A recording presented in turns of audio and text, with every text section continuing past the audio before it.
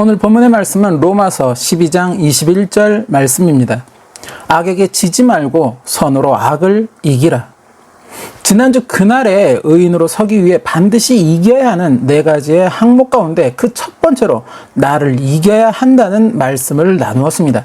어떠한 목표 또는 소망을 이루기 위해서는 반드시 이겨야 하고 또 가장 먼저 이겨야 하는 대상이 바로 나 자신이라는 것입니다. 나 자신을 이기지 못하면 그 어떠한 싸움에서도 이기지 못한다는 것입니다.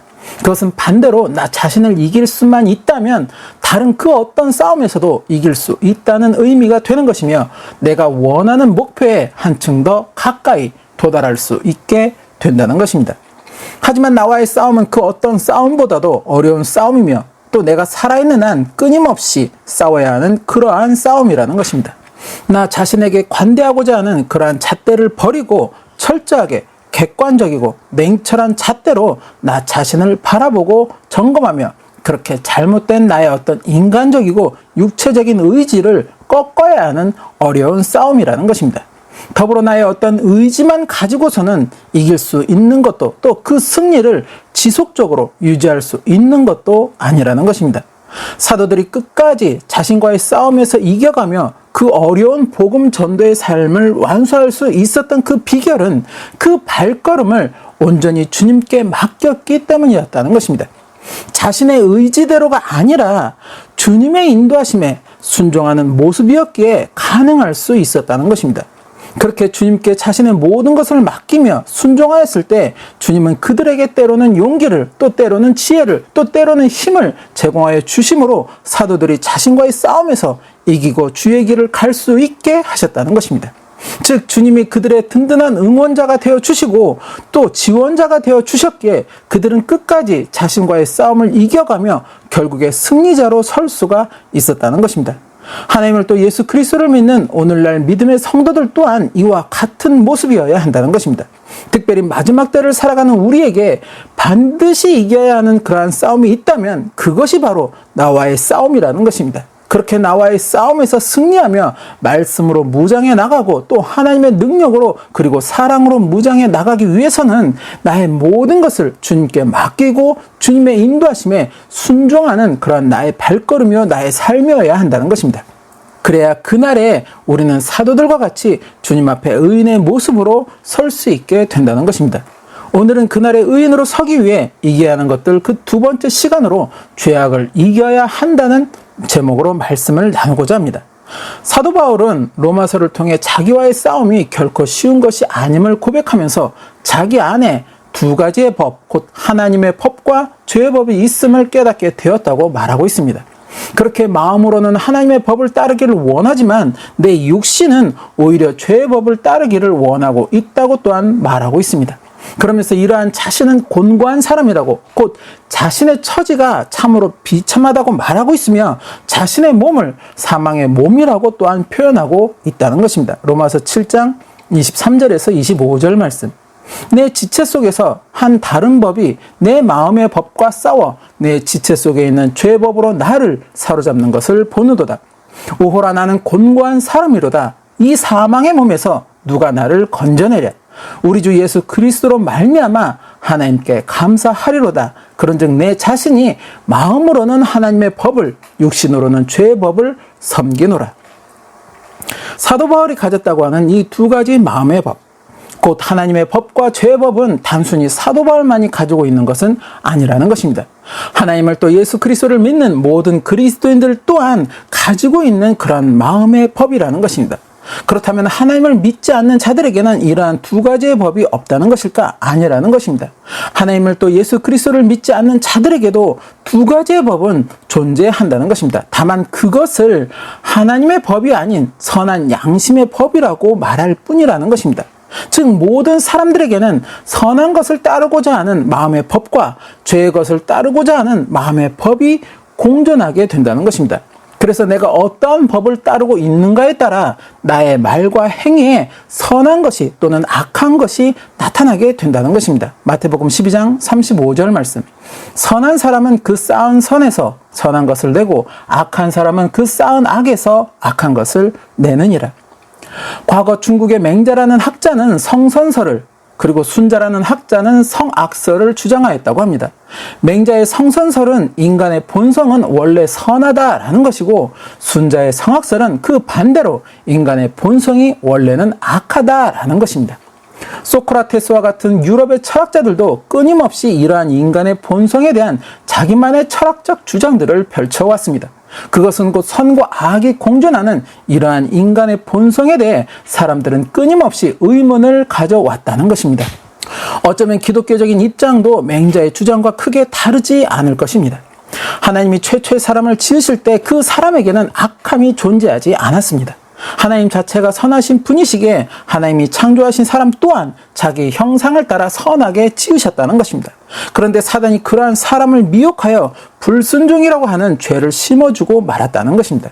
하나님을 회방하고자 하는 이러한 사단의 관계로 인해 결국 인간에게 죄가 임하고 말았다는 것입니다.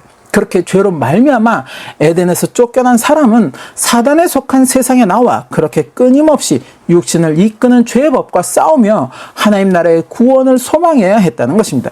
즉 사람에게는 기본적으로 하나님의 법을 따르고자 하는 선한 양심이 내재되어 있다는 것입니다. 단지 그 크기만 다를 뿐이라는 것입니다. 어려운 사람을 보면 자기도 모르게 측은지심이 드는 이유도, 또 악은 망하고 선이 성공한다고 하는 권선징악의 내용을 담은 드라마나 영화를 좋아하는 이유도 결국 알게 모르게 그 마음에 선을 따르고자 하는 마음이 자리하고 있기 때문이라는 것입니다. 그런데 정작 나의 육신은 선한 마음이 아닌 죄의 법을 따르기를 즐겨 한다는 것입니다. 마음으로는 선함이 악함을 이기고 성공하는 것을 원하고 또 어려운 사람에게 자비를 베풀기를 원하는데, 정작 나의 육신은 자비를 베풀 사람을 보면 그 자리를 피해 지나가고자 하고 과정이 어떠하든 성공만 하면 그만이다라고 하는 그러한 것을 쫓고자 한다는 것입니다. 언젠가 제가 아는 지인분과 오래간만에 만나서 이야기를 나누게 되었습니다. 그때 그 지인분은 자기 자녀에게는 선한 것만 추구하고 또 정직하게만 살라고 말하고 싶지 않다는 그러한 이야기를 하셨습니다. 차라리 남에게 욕을 먹고 비난을 들어도 또 남이 보기에 죄가 되는 것이라고 하여도 그것으로 인해 너의 어떤 실리와 이익을 구할 수만 있으면 그렇게 하라고 가르치고 싶다는 것입니다. 왜냐고 물으니 지금 세상 돌아가는 것을 보면 그래야 세상에서 누릴 것을 누리며 살 수 있을 것 같다는 것입니다. 그저 정직하게만 살아서는, 그저 선한 것만 추구하며 살아서는 많은 것을 누리지 못하는 것이 지금의 세상인 것 같다는 것입니다. 물론 그 지인분은 하나님을 믿는 분은 아니셨습니다. 그분의 이야기를 듣고 있자니 참 마음이 아팠습니다. 그분의 말대로 세상에 나름 성공을 이루었다는 사람들, 큰 권력을 가지고 또 많은 부를 누리며 그렇게 많은 사람들의 부러움을 받고 있는 사람들 가운데 정말로 저 사람들이 정직하게만 해서 또 선하게만 행하여서 저러한 권력을 또 저러한 부를 성취하고 축적할 수 있었을까 하는 물음을 던진다면 아마도 많은 분들이 그렇지 않을 것이라고 대답하리라는 것입니다. 그 과정에는 분명 어떠한 비리들이 있을 것이고 누군가를 억울하게 만들었을 것이며 사람들이 죄로 여기는 그러한 것도 내포하고 있을 것이라고 생각한다는 것입니다. 그만큼 세상에서의 성공은 선한 것만 추구해서는 또 정직하게만 해서는 이룰 수 없는 것임을 이제 거의 많은 사람들이 인정하고 있다는 것입니다. 더불어 그러한 세상이 잘못되었다고 말한다는 것입니다. 그런데 이러한 것을 인정하면서도 정작 사람들은 자신 역시도 그들처럼 되기를 또한 바라고 있다는 것입니다. 그러한 것에 미혹되어 결국 마음은 선한 양심을 또 하나님의 법을 쫓아야 한다는 것을 알면서도 불구하고 육신의 죄의 법을 따르고자 한다는 것입니다. 하와가 왜 사단의 관계에 넘어가 결국 선악과를 먹는 그러한 불순종의 죄를 저질렀을까?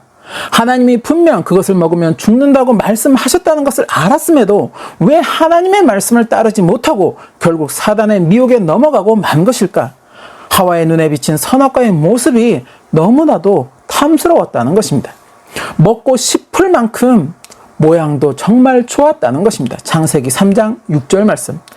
여자가 그 나무를 본즉 먹음직도 하고 보암직도 하고 지혜롭게 할 만큼 탐스럽기도 한 나무인지라. 여자가 그 열매를 따 먹고 자기와 함께 있는 남편에게도 주매 그도 먹은지라. 자신의 눈에 좋아 보이는 것, 자신의 육신을 만족시키는 것, 바로 그러한 것을 쫓고자 하기에 나의 육신은 하나님의 법이 아닌 죄의 법을 따르고자 한다는 것입니다. 만일 선악과가 보기에 탐스럽지도 않고 또 먹고 싶을 만큼 모양도 좋지 않았다면 어떠했을까? 그래도 하와가 사단의 미혹에 넘어갔을까? 죄의 법을 따르고자 하였을까? 하는 의문을 갖게 된다는 것입니다. 사도 바울은 육체의 소욕은 결국 성령을 거스르게 된다고 말하고 있습니다. 육체의 소욕, 곧 인간적 욕심과 육체의 욕망을 따르고자 한다면 결국 성령을 거스르게 된다는 것입니다. 그것은 곧 육체의 소욕을 따르고자 하는 것이 강하면 강할수록 결국 하나님의 법에서 점점 더 멀어지게 된다는 것을 말씀하고 있다는 것입니다. 마음으로는 하나님의 법을 따르며 그렇게 하나님 나라의 구원을 갈망하지만 내 육신이 이러한 육체의 소욕을 따르고 있다면 결국 그 갈망은 이루어질 수 없는 갈망이 된다는 것입니다. 갈라디아서 5장 17절 말씀. 육체의 소욕은 성령을 거스르고 성령은 육체를 거스르나니 이 둘이 서로 대적함으로 너희가 원하는 것을 하지 못하게 하려 함이니라.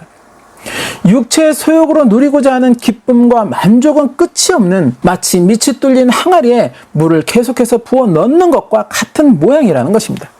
권력을 가진 자가 더 큰 권력을 갖고자 하는 것도 부를 가진 자가 더 큰 부를 가지고자 하는 것도 결국 그 권력에 또 그 부에 만족하지 못하기 때문이라는 것입니다. 그렇게 우리 육신의 죄의 법은 끝없이 죄의 길로 우리를 이끌고자 한다는 것입니다. 바로 이러한 죄악을 우리는 이겨야 한다는 것입니다. 그렇다면 어떻게 이러한 죄악을 이겨낼 수 있는 것일까? 세상의 모든 욕심을 다 버리면 되는 것일까? 아니라는 것입니다. 비록 세상의 모든 욕심을 다 버렸다고 하여도, 그래서 아무것도 가지고 싶은 것도 없고 또 누리고 싶은 것도 없다고 하여도 그 마음에 진정한 기쁨과 만족이 없다면 그것은 그저 삶을 자포자기한 것일 뿐 죄악을 이기는 모습이 아니라는 것입니다. 죄악을 이기는 모습은 육체의 소욕을 따르지 않아도 그 마음에 진정한 기쁨과 만족이 있어야 한다는 것입니다. 더불어 그 중심에 하나님을 경외하는 마음이 있어야 한다는 것입니다. 세상 사람들이 육체의 소욕을 추구하며 그렇게 육체의 기쁨을 누리고자 할 때 하나님의 사람들은 영의 기쁨을 추구하며 살아가야 한다는 것입니다. 육체의 소욕보다 더 큰 기쁨을 주는 것이 무엇인지 또 더 큰 만족을 주는 것이 무엇인지를 말씀을 통해 깨달으며 그렇게 말씀이 주시는 기쁨으로 만족으로 충만할 수 있어야 한다는 것입니다. 그렇다고 이것이 세상에서 아무 일도 하지 말라고 하는 것이 아니라는 것입니다. 그저 말씀만 읽고 보고 기도만 전념하라고 하는 그러한 말이 아니라는 것입니다. 세상에서 먹고 살기 위해서는 또 그렇게 삶을 유지함으로 주님이 맡겨주신 그 사명을 감당하기 위해서는 세상에서 내가 감당할 수 있는 일은 또 해야 한다는 것입니다. 다만 내 인생의 주가 되어야 하는 것은 먹고 살기 위한 세상의 일이 아니라 하나님의 백성으로서 그 소망을 성취하기 위한 그러한 모습이 되어야 한다는 것입니다. 오늘 본문은 악에게 지지 말고 선으로 악을 이기라 라고 말씀하고 있습니다. 왜 선으로 악을 이기라고 말씀하고 있을까? 악을 대적하기 위해서 나도 같은 악으로 대적하게 된다면 결국 나도 악을 행한 자가 되기 때문이라는 것입니다. 상대방이 나에게 악을 행하였다고 나 역시 똑같이 악으로 맞서게 된다면 결국 나도 그와 다를 바 없는 죄악을 행한 자가 된다는 것입니다. 그렇게 죄악된 몸으로는 주님 앞에 결코 의인으로 설 수가 없다는 것입니다. 로마서 12장 17절에서 19절 말씀. 아무에게도 악을 악으로 갚지 말고 모든 사람 앞에서 선한 일을 도모하라. 할 수 있거든 너희로서는 모든 사람과 더불어 화목하라. 내 사랑하는 자들아, 너희가 친히 원수를 갚지 말고 하나님의 진노하심에 맡기라. 기록되었으되 원수 갚는 것이 내게 있으니 내가 갚으리라고 주께서 말씀하시니라. 나를 대적하는 자로 인해 생긴 나의 원통함은 하나님께 모두 맡기라는 것입니다. 하나님께 맡기고 나는 하나님의 말씀대로 그를 위해 기도하고 그와 화목하기를 힘쓰며 그에게 내가 친히 원수를 갚으려 하지 말라는 것입니다. 그것이 하나님의 법을 따르는 것이 된다는 것입니다. 물론 쉬운 것은 아니라는 것입니다.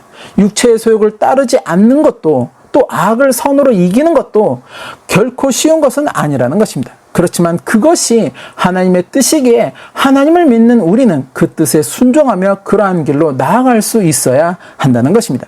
더불어 죄에 대해서는 단호해야 한다는 것입니다. 상대의 죄에 대해서는 단호하면서도 정작 나의 죄에 대해서는 무한한 관용을 베푸는 그러한 모습을 보이는 것 또한 죄의 법을 따르는 것이 된다는 것입니다. 상대의 죄에 대해서는 오히려 관용을 베풀며 나의 죄에 대해서는 단호한 모습을 보일 수 있어야 한다는 것입니다. 하나님은 아담에게 선악과를 분명 먹지 말라고, 먹으면 반드시 죽을 것이라고 말씀하셨다는 것입니다. 그랬으면 하와 역시도 뱀에게 그와 동일한 말을 하고 뱀의 미혹을 물리쳤어야 한다는 것입니다. 그런데 하와는 죽을까 하노라 하였다는 것입니다. 여지를 남겼다는 것입니다. 바로 이러한 틈을 타고 뱀은 더 강력한 미혹으로 결국 하와가 그 선악과를 먹게 하였다는 것입니다. 죄에 대해서는 어떠한 여지도 남겨서는 안 된다는 것입니다. 단호해야 한다는 것입니다. 하나를 잘못하건 열을 잘못하건 잘못한 것은 잘못한 것이 된다는 것입니다.